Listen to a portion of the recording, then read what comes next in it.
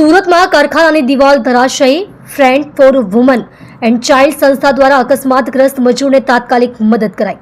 કોલકાતાની વતની મજૂરને સારવાર, કાનૂની કાર્યવાહી અને વતન પાછા જવા સહાય આપી. સુરત શહેરમાં છૂટક મજૂરી કરતા મજૂર પર એક કારખાનાની દિવાલ ધરાશયી થઈ હતી.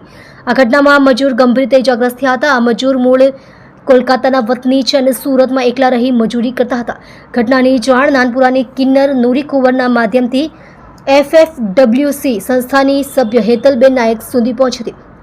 તેમણે તાત્કાલિક કાર્યવાહી કરતા ઇજાગ્રસ્ત મજૂરને સિવિલ હોસ્પિટલમાં દાખલ કરાવ્યા. તે સમયે FFWCના કોઓર્ડિનેટર પિયુષભાઈ શાહના માર્ગદર્શન હેઠળ હેતલબેન મજૂરની સારવાર દરમિયાન તેમની સાથે હાજર રહ્યા હતા. મજૂરનું તાત્કાલિક સિટી સ્કેન, એક્સરે અને જરૂરી તમામ તપાસો કરાવાઈ. આ સાથે હેતલ નાયકે પોલીસ કાર્યવાહી પૂર્ણ કરી અને જે કારખાનાની દિવાલ ધરાશયી થઈ હતી તેના માલિકને સિવિલ હોસ્પિટલ ખાતે બોલાવીને તેમની જવાબદારી નિશ્ચિત કરાવવામાં આવી. કારખાનાના માલિક દ્વારા મજૂરના સમગ્ર સારવારનો ખર્ચ ભરવામાં આવ્યો તેમજ મજૂરના સાજા થયા બાદ તેમના વતન કોલકાતા સુધીના પ્રવાસ માટેની વ્યવસ્થાની જવાબદારી પણ લેવામાં આવી હતી.